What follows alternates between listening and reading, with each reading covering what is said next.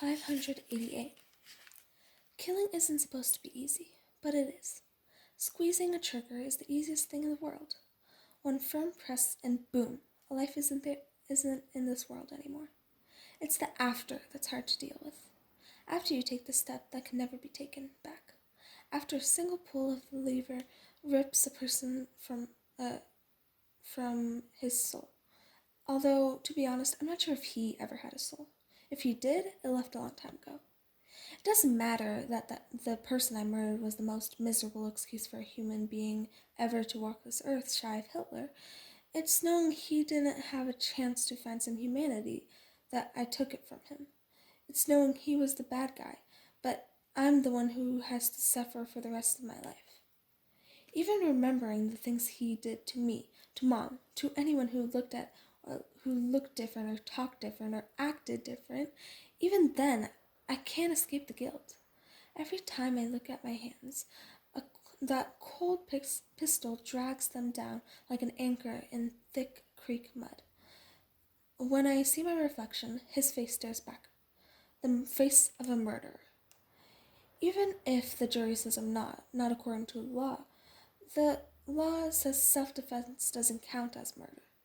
But it does to me, because, and this is the hardest part, it felt good. Killing him was a relief. Finally, after years of abuse, of hearing his voice crack mid-scream, of the snap of the belt, the slam of his fists, finally I had quiet. Not that it lasted long. Every day since, all 588 of them, his deep voice fills my head with hate-filled words. I don't share his hate. I really don't mind. I really don't. But that doesn't stop the thoughts from creeping into my mind. Maybe his words got to Mom, too. No matter how far we ran, she couldn't escape them. Maybe regardless of what I do, I'm beyond hope. Trader thinks so. He gave me the room on the second floor as far as from the stairs as possible. I have to pass his room to leave the house. It's like he thinks that if he gives me the chance, I'll sneak away and hurt someone else. Maybe he sees the darkness swirling inside of me like ribbons of of chocolate syrup and milk. Maybe he thinks I'm as damned as my father. Not that anyone could sneak anywhere in this house. There's no carpet, only bare floorboards that groan like I'm hurting them when I take a step. I don't think Trader knows what to do with me.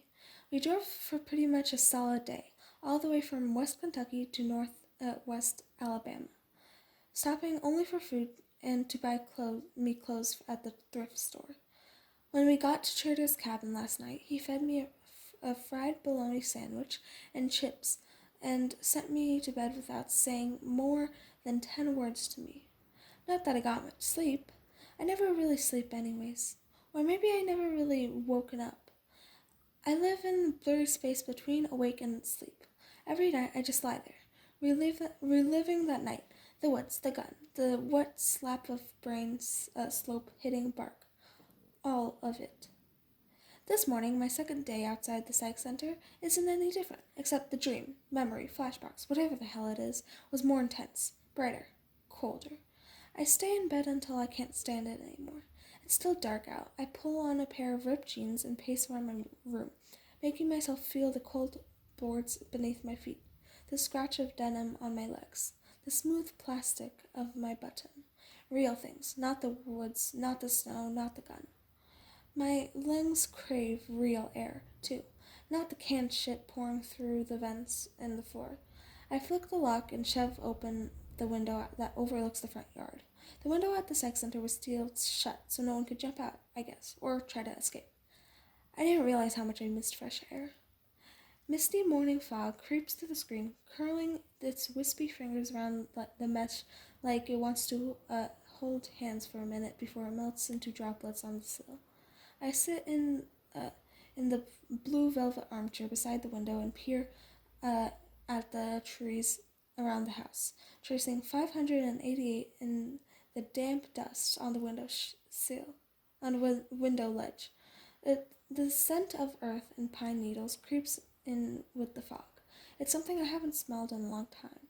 More than just the smell. Memories. I take a deep breath and think of me and Kelsey lying in the woods, reading our secret books, the ones we wrapped in plastic bags and hid in the hole under the holly bush. The books were her idea. We were around 9 and on a supply run in town. Kelsey dragged me to a book in the bookstore when her mom wasn't looking. She never really seen that many. She's never seen that many books in one place. I had, thanks to Mom. Libraries are great places to spend a summer day when you have no air conditioning. I still remember the tall stacks of and bright spines, but all Kelsey had was the handful of propaganda that passed for the fort's library. She raced from aisle to aisle, unable to stand still long enough to do more than read the titles. No, to do more than read the titles. Not until we heard her mother calling. Then she grabbed one randomly and shoved it under her shirt while I stood there, terrified. We sprinted into the woods as soon as we got back to the fort and read until the sun set and the words got lost in the shadows. The books were her that book became would become her favorite. Bridge to Terabithia. I wonder what happened to our books. They're the one thing I wish I had from the fort. I guess I could start a new collection. There doesn't seem to be any books here. At least not in my room.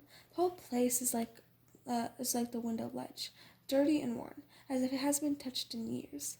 Like it's been here this whole time, waiting on me to come and claim it. I lean back in the chair and take a good look at what I'm stuck with. A thinning quilt covers a twin bed in the center of the room. It wasn't enough to keep me warm at night. Oh, it was enough to keep me warm last night, but I'm screwed when winter comes. There's no headboard. Hell, I'm surprised there's even a bed frame and not just a box spring and a mattress sitting directly on the floor.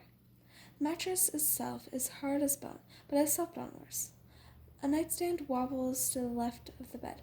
At least the lamp and alarm clock are metal, so they're not liable to break when I knock them off, which I'm bound to do. The chair where I'm sitting is catty corner to the window. Catty corner to the window. The nap is smooth from what must be decades of wear, and shallow grooves etch the arms like someone interrupted a cat in the middle of sharpening its claws. A small wooden desk is jammed like an afterthought in the far corner in the nook between the closet and the wall. Across from the bed is a black singed-up dresser with one handle missing on the second drawer. I suppose I could put the few clothes Trader bought me in there. I cross the room and yank open the drawers. They are all empty except for a bar of lavender soap in the top one. Mom used to do that. She liked the way it made her clothes smell. Said it made her feel fancy even in her ratty jeans and moth-eaten sweaters. The bar scent has all but abandoned it. Only a slight tint of lavender remains. But it's still enough to make me see Mom. Dark hair brushing the shoulders of her navy shirt, asking me if she looked pretty. I can't answer though because her features are all blurred together by the time and distance. I snatch the soap out of the drawer and toss it in the small wire trash can beside the desk. The breeze catches the lacy curtains that hangs on the either side of the window. They waft like ghosts, dingy yellow ghosts, the color of dirty dishwater. A flash of memory hits me on the floor of our house at the fort, sticky with blood. Curtains near my head with half a handprint at the bottom. I shiver and rub my hands down the pant legs, feeling the rough fabric. It takes less than a minute to yank the curtains down. I wad them up and smash them down in the trash with the soap. The clang of metal on metal makes me jump. My eyes snap to the yard below, to a pop of red in the fog. Another truck is parked beside Trader's, also with a bed full of tools, but no ladder rack. A slim figure in a tight tank top and baggy jeans bends over the tailgate and drags a button from among the various toolboxes. Even though the person's hair is shorter than mine, There's something distinctly feminine about the way the shape moves. The slight swing of the hips as she hauls the bucket from her truck to Trader's. It's hard to see in the dim light, sunlight, but I'm sure it's a her. She slams the tailgate shut and wipes her hand on her jeans before crossing the yard and banging on the screen door. Dell, get a move on. Her voice is deep for a girl. The toilet flushes down the hall and the floor creaks. Give me a minute, Trader yells. The front door opens, followed by quick footsteps on the stairs. I crack open my bedroom door. The second floor is kind of a loft area that overlooks the living room. Trader's room is on one side, bathroom in the middle, then my room. The girl is short, spiky hair. Doesn't The girl's short, spiky hair doesn't move as she bounds up the stairs, two at a time. It's black as motor oil, except for a deep red streak down the center. She's short and built like a bull, with narrow hips and and slightly wider shoulders. Holy crap, she's Oriental. I stare openly. I've never seen an Oriental in real life. Only on TV and in pictures in the history books Kelsey and I stole. I can't take my eyes off her. She's beautiful in the way the oleander growing along the highway is beautiful. In a dangerous sort of way, pretty but poisonous. She leans against the railing, precariously close to the edge. Years of brain rushes trigger the sudden urge to shove her, rushes over me like a tornado tearing across a cloudy spring sky. Only thin wood rails separate her from the living room floor below. His words fled through me. Angry words that I don't even want to think and could never actually say, but they are there, pooling in my brain. I stare at the Oriental girl in the hallway, fighting against my indoctrinations, against the voice in my head commanding me to hurt her. Trader comes out of the bathroom, tucking his blue t-shirt in his tank work pants. The trunk of his boots on the wood snapped me back. I pressed the heel of my hand into my eyes, searching for a prick of light in the darkness, trying to force his thoughts out of my head. We're not even that late, Trader says. Find the light. Watch it blossom. Grow bigger. Closer. Come on, come on, come on. Yet. Will be if you don't hurry. Her voice is southern. Her deep southern accent throws me off for a minute. Shouldn't she sound Oriental? What do real Orientals even sound like? I had to take care of things, Trader says. I bet, she asked in her husky twang. Things like sleep, right? Or were you? Dale, who is that? I dropped my hands from my eyes. The bedroom door inched more open than I meant it to. Without thinking, I slammed the door and leaned against it, breathing hard. Nate, what the hell are you doing? Trader snaps. I don't answer. What am I supposed to say? Trying not to kill your girlfriend? That'll go over great. My ass will be on the street in a flash. Nate. I reach up to flip the lock, but there isn't one, just like in his house. Coming here was a mistake. I have to get out of here. The window? Wait a minute, the girl says. Is that Nathaniel Fuller? Her voice is edged with steel. If that tone had hands, it would slice through the door and would cut me to shreds. Trader doesn't respond. Do you have a death wish? She screams. At first, I'm not sure if it's directed to me or at Trader. We talked about this. You let him in your house? I had to, Bev. Like hell you did. He's May's son. What was I supposed to do? Leave him to rot for all I care, she growls. Think about yourself. This isn't good for you, Dell.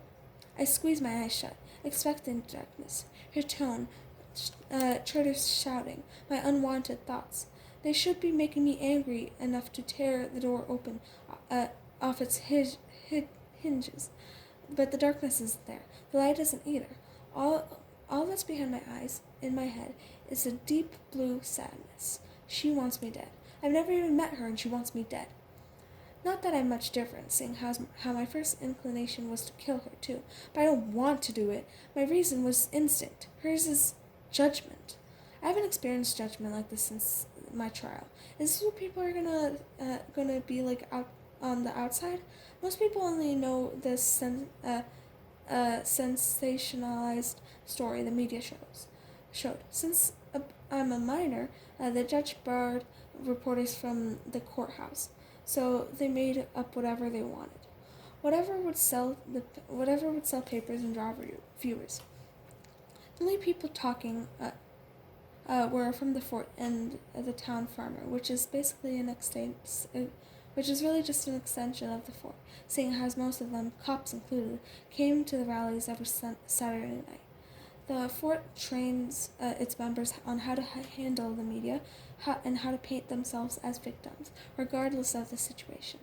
They claim I was trying to overthrow him and take over leadership. Not that no one got to hear my side. No one really knows what happened. Is everyone like Trader's girlfriend? Do they all hate me? Trader's boots echo on the bare boards as he crosses to my room. This is it. He's gonna throw open the door and beat me senseless. I'm gonna have to fight back, let the beast out. I'm going back to juvie. A piece of notebook paper slides into the door. If you're gonna live here, you're gonna pull your weight, he says. I don't expect these chores to be done before I get. No, I expect these chores to be done before I get home at 5. I don't move. Dale, you can't. A trader clears his throat, cutting her off. There's bread in the pantry and meat in the fridge. Help yourself, but don't go wild. And don't leave the property or use the computer. One slip and you're going back. His heavy footsteps retreat, followed by her lighter ones. She's yelling at him again, but I can't make out the words. The stairs creak. The front door opens, slams shut. The roar of the engine slices through the fog. I'm alone. I could run. And go where? Hop between towns again, hoping no one recognizes me? I had enough of that with Mom. No, this is my chance. My shot to leave it all that behind. The running, the anger, the fear. This is it. And I guess it starts with chores. The list is long. Sweep the entire house, clean the kitchen and bathroom counters, mow the grass, organize the pantry. I'm surprised Shredder doesn't want me to scrub the floors with a toothbrush. The list should be titled Things to Keep Nate Occupied So He Doesn't Murder Someone Else. Trader doesn't keep much in the house. There's little furniture, nothing on the walls, no photographs on the table. I'd hope he'd have pictures of Mom's or something of hers around here, but there's nothing. It's almost as if she's never existed. The house is unnervingly quiet. The fort was never quiet. Somehow, someone was always barking commands or fighting or listening to Nazi socialist black metal so loud it made your organs vibrate. The psych center was better, but at least a few times a day, George, the schizophrenic down the hall, would scream at the creatures crawling up his wall, or an argument would erupt in the common room over the remote. Nurses were always in and out dispensing meds. There were group therapy sessions. Now the only sounds were my footsteps and the occasional tweet of the birds at the metal feeder outside the kitchen window, and my own terrifying thoughts. This is the first time I've been alone, truly alone, since right before it happened. Since the last time I waited for Kelsey by our holly bush. I'd been lying on my back in the snow, watching the shadows of the bare branches dance out across my jeans when Boots crashed through the underbush. His thugs jerked me to my feet and pinned my arms behind my back. Then Thomas Mays and the Connor brothers pushed into the clearing, holding Kelsey between them. Jeremy Connor shoved her forward so hard she almost fell. She shivered like a scared dog. Blood streamed down her cheeks from a gash over one eye, which was almost swung shut. Fresh bruises splotched her face, reminding me of when she had chickenpox when we were 10. Mud clung to her wild hair and her thin sweater. They haven't even let her put on a jacket after they beat her, which for some reason struck me as the worst part. Like everything else would be better if she were only warm. She couldn't, she wouldn't or couldn't meet my eyes as she pointed to our holly bush. They found the secret books. Thomas Mays punched me until he knocked me out. He was grinning the entire time. Then they didn't let me out of their sight after that. So I take advantage of the situation now. I could use to talk with Miss Erica, her calm, low voice soothing my nerves. But there's no phone.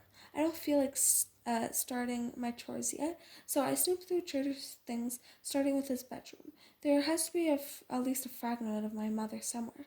A picture, a clothing, a letter, anything besides the bucket around my neck.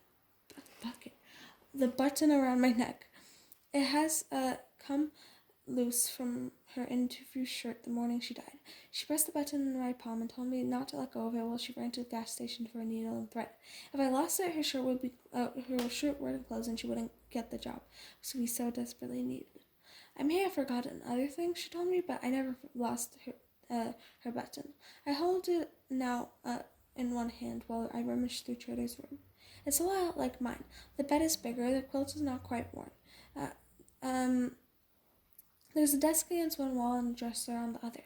Both are equally emptied. The closet is crammed with clothes and several pairs of boots. No black ones. None with laces. Nothing with that resembles a combat boot. One with a pair, one pair's camouflage, one pair's rubber around the bottoms, and one pair are brown leather pull-on work boots. I push the clothes back to find a brand new gun safe in the corner, the orange price tag still hanging from the handle. A chill rocks through me. In spite of myself, I give the handle a quick turn to be sure it's locked up right, that I'm safe from the guns, or maybe that they're safe from me.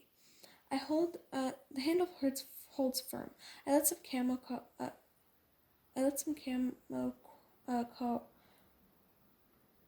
coveralls swing back and forth of the safe and start to leave when the light glints off something on the floor. Behind the boots, under a blanket, is a black trunk. Silver brackets cover the corners. I pull the blanket back and try to lift the lid. It doesn't move. A hinged latch holds the trunk shut, locked. Is this where he keeps her? Hidden away so he doesn't have to see? Shorter doesn't seem like the kind of guy who has a lot of valuables. He and Mom obviously had some kind of falling out, so one so bad she never breathed a word about him to me. If he kept anything, it has to be there. The keyhole is about the size of a dime, so the key should be small and unfortunately easy to hide. I riffle through all the desk drawers again, even feeling underneath in the case he taped to the bottom. No key, nothing in the dresser but underwear, which I feel weird touching. I run downstairs and go through the kitchen drawers and the end table by the couch, the coffee table compartment. Nothing. It's probably on the giant key ring of his. Of course, that's where he'd keep a key, but how the hell am I gonna get it?